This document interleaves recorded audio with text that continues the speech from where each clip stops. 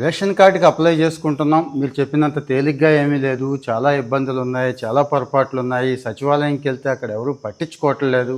అవుతుందో లేదో అని కంగారుగా ఉంది. లాస్ట్ డేట్ ఏమో త్వరలో వచ్చేస్తుందని చెప్పారు అని చాలా చాలా వస్తున్నాయండి. ఈ మధ్య పేపర్లోనూ వస్తున్నాయి, మాకు కూడా వస్తుంది. వీళ్ళందరికీ నేను చెప్పే సమాధానం ఏంటి అంటే ఉపయోగపడే సమాచారం ఏంటంటే కాస్త వెయిట్ చేయండి ప్లీజ్.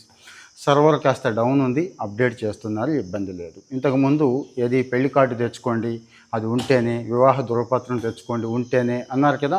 మినిస్టర్ గారి దృష్టికి వెళ్ళింది, అది కూడా అక్కర్లేదు, అలాంటివి ఏం పెట్టవద్దు అని చెప్పేశారు కాబట్టి భయపడక్కర్లేదు. ఇంకా హౌస్ హోల్డ్ మ్యాపింగ్ ఇబ్బందులు ఎక్కువ వస్తున్నాయండి. అంటే అమ్మాయి వచ్చేస్తుంది, ఇక్కడే ఉంటుంది ఈ కుటుంబంలో, కానీ పేరు మాత్రం పుట్టింటి హౌస్ హోల్డ్లో ఉండటం, ఇలాంటివి ఉన్నాయండి. పేర్లు మార్పుల దగ్గర నుంచి, అడ్రస్ మార్పుల దగ్గర నుంచి, రిటర్న్ ఇవ్వటం దగ్గర నుంచి, ముఖ్యంగా ఎక్కువగా కొత్త కార్డు కావాలి, కొత్త మెంబర్ని యాడ్ చేయాలి, లేకపోతే తీసేయాలి, ఇవే కదా.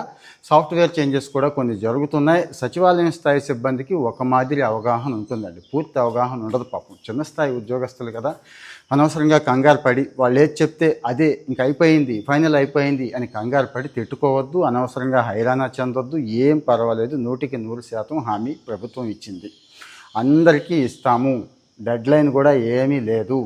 అప్లై చేసుకున్న తర్వాత ఇన్ని రోజులని పెట్టుకొని 10 రోజులు 14 రోజులు పెట్టుకొని ఇది నిరంతరంగా ఇస్తారండి, ఇబ్బంది ఏం లేదు.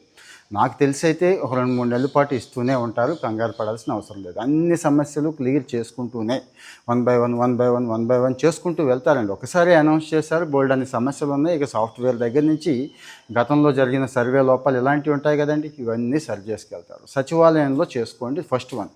అప్పటికీ అక్కడ ఇబ్బంది ఉంటే ఇవన్నీ పరిష్కరించేది మండల రెవెన్యూ అధికారి, అంటే ఎంఆర్ఓ, తహసీల్దార్ ఆఫీస్లో సివిల్ సప్లైస్ అధికారులు ఉంటారు, డిప్యూటీ తహసీల్దార్ ఇలాంటి వాళ్ళు, వాళ్ళని కూడా సంప్రదించండి. అయిపోతే మంచిదే. అక్కడ కూడా అవ్వకపోతే, మళ్ళీ గుర్తు చేస్తున్నా, అక్కడ కూడా అవ్వకపోతే మీ కలెక్టరేట్లో మండే పీజీఆర్ఎస్ అని జరుగుతూ ఉంటుంది, ప్రజా సమస్యల పరిష్కార వేదిక మీకోసం అని చెప్పి.